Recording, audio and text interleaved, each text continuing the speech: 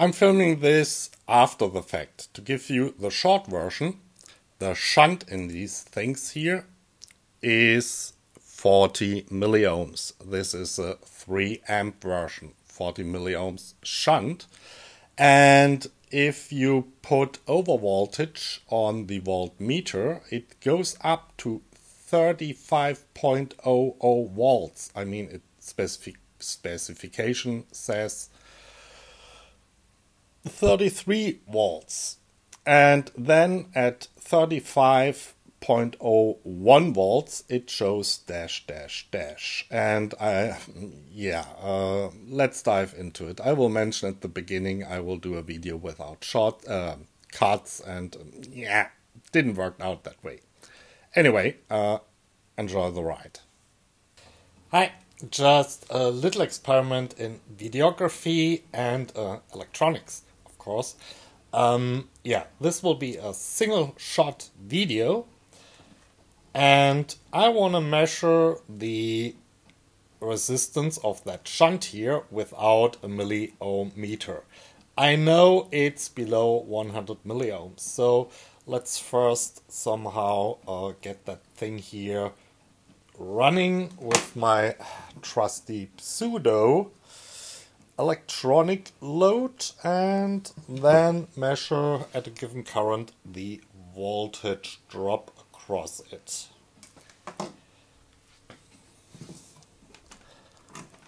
Let's get this out of the way. We don't need that at the moment. Yeah, it's all still a little cluttered here.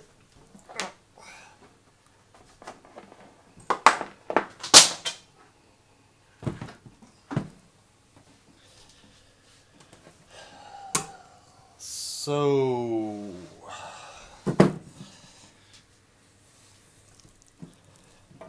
yeah, I guess that's a bit better. Yeah. So,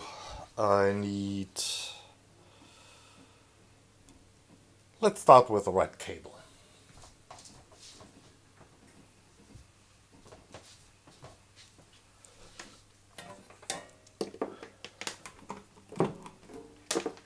That goes here.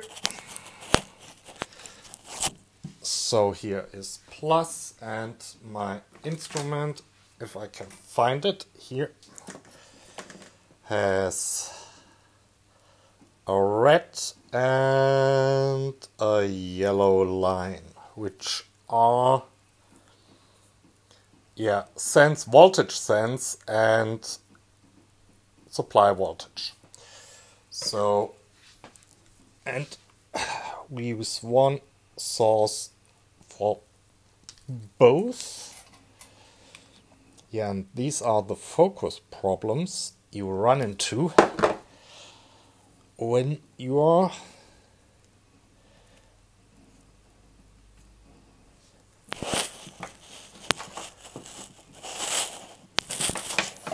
come on. So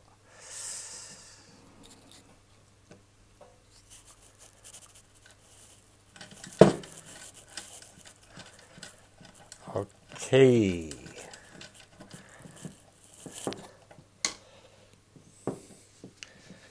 So voltage is okay, about 12 volts. So this thing, this should light up as soon as I give it. Grabbing the next cable.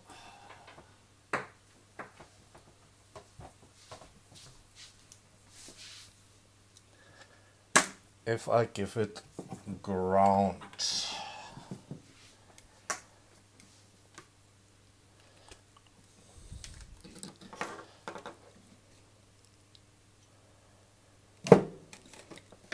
And it does. And it says 7.34 volts, and that is correct because I'm on the wrong scale. Sorry. So This is more like 12 volts. Yeah. Good enough for our purposes. So,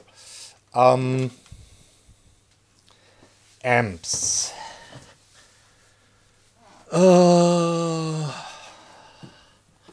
Let me see. So, I'm causing a little earthquake. Just changing the perspective a little bit. Okay, much better. Okay, it says, yeah, let's put that off for a second and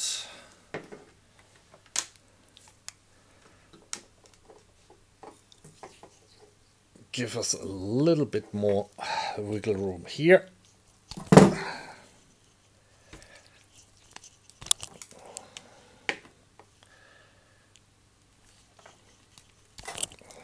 Thank you. This goes to the negative of the load, as the Chinese put it.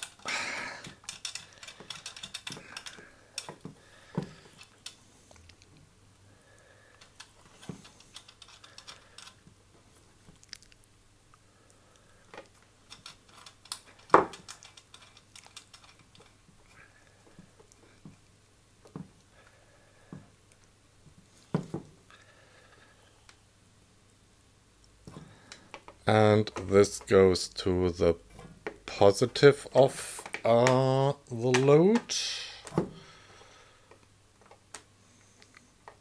No, that goes to the negative of the power supply.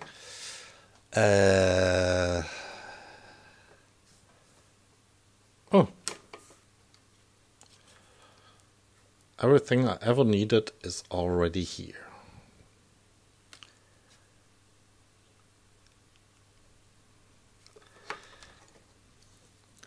And then, if I hold it the right way around, yeah, wonderful. A little bit.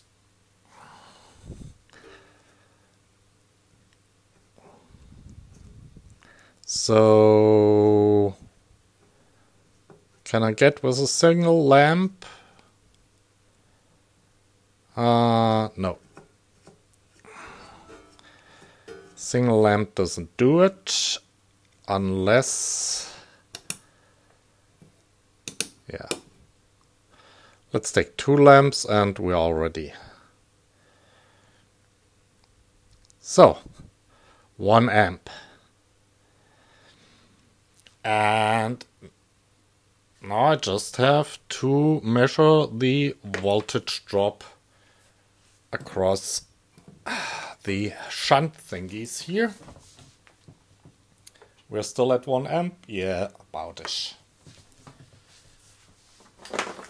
So, let's get in the big guns.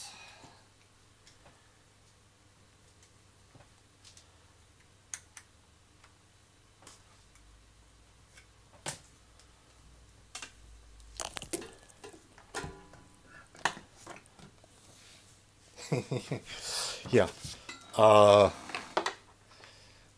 maybe I'll put you up a little bit more again. So I think a wide angle lens would be beneficial for this experiment. I just prop that up somewhere the right way around. Yeah, this gets just a wee bit warm.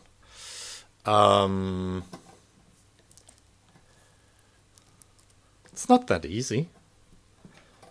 I mean, there are guys out there who do, don't make a short here, who do everything live, all the same, not live, but they obviously very seldomly cut their videos.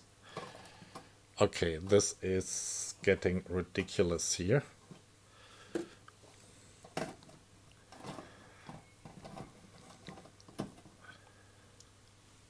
Okay, you can see the green. It's almost 1 amp.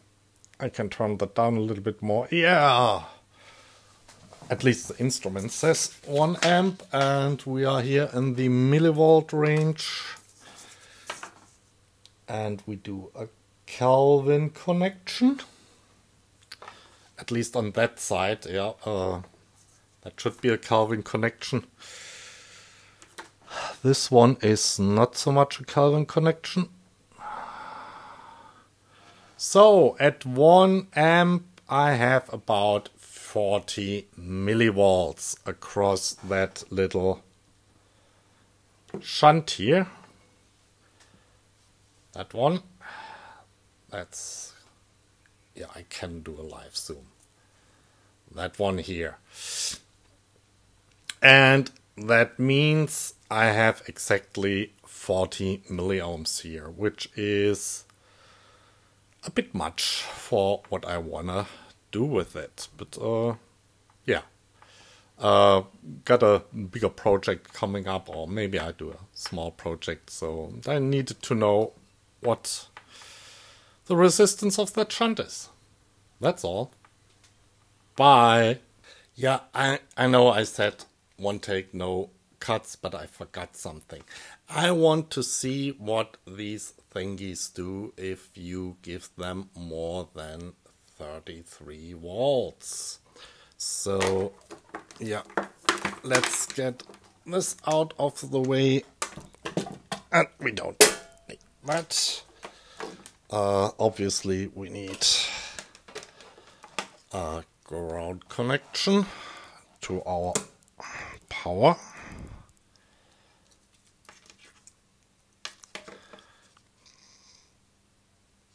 Actually, we don't.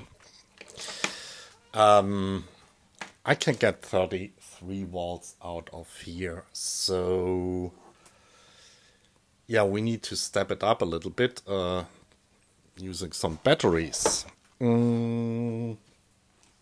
Okay. Let's supply the instrument from some batteries.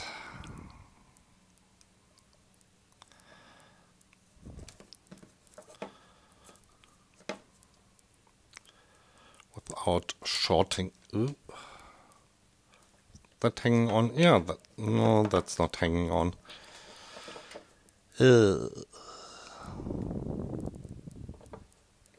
That's hanging on. And plus. I mean, negative, minus. So, and this is 18 volts for the supply. That should light the thing up.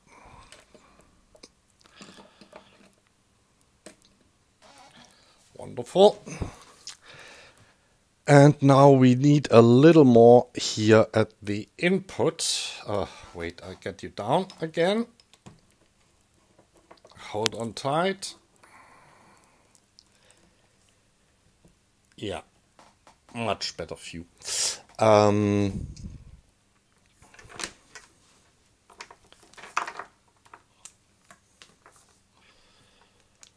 So if we connect the positive from the power supply to the sense input and the negative of the power supply, where's that? Yeah. To the positive of the battery, we have added the voltage of the power supply to our 18 volts from the battery. And if I go with the power supply really down, that should give us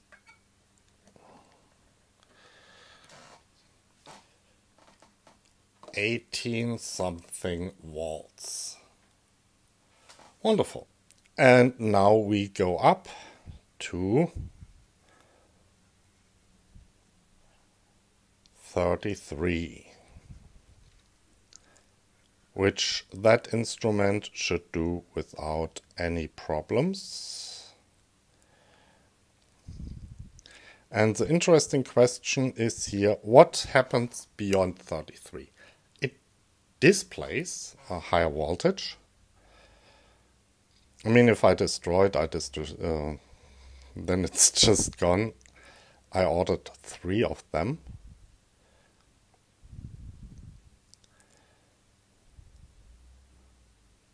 $34. It's displaying 34. And then it says over. That's wonderful. That's really wonderful. It's not as bad as I thought. It can do 35 volts. Even if it's not 35. And then it displays over without blowing up, so it recovers if the voltage goes down again. That's really nice. And with that, finally, bye. I've got another one or two. Yeah, we now know the shunt, and yes, I cleaned up the workbench. Meanwhile, it's a little bit later. And I remembered, we know the shunt is 40 milliohms, but what's exactly the input resistance of the voltmeter? Where's my ground? Here's my ground.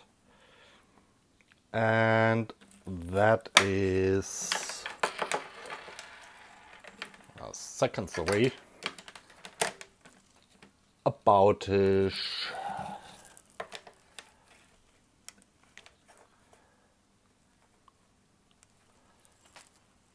Okay. 110 kiloohms.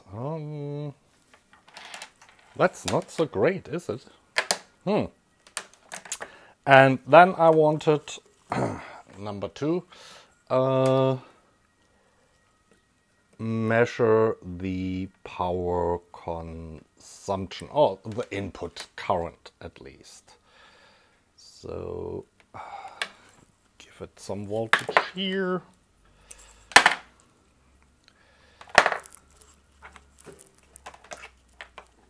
Connect the ground. So it will light up.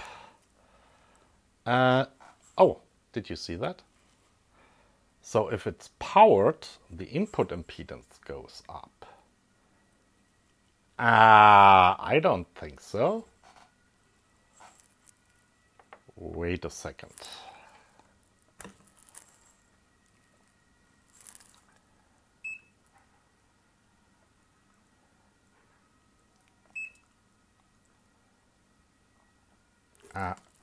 Sorry. Wrong range. Look at that. If you power it, you've got a kind of offset voltage of 3 millivolts. I mean, this will be very, very high impedance, but a little offset voltage of 3 millivolts at your sense input. Is that true?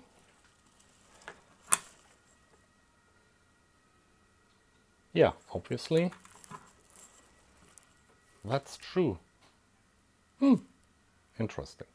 Okay, power consumption. That should be not too hard. So milliamps, and how do we do that? It doesn't matter how we do it. Let's go with the ground and to our milliamp input and loop the ground back and maybe remove that cable just for safety purposes. So supply goes in, ground goes into milliamp input, and yeah, let's light it up. Okay, so I'm currently putting out 10 milliamps and it's drawing about 12 milliamps, and that doesn't change much. So at 5 volts, 12 milliamps, and at 15 volts, also 12 milliamps. I mean, that's what you expect. I guess it's a linear regulator on board here. So yeah, okay. I think that's it. Finally. So for real this time. So bye. Hopefully. For now.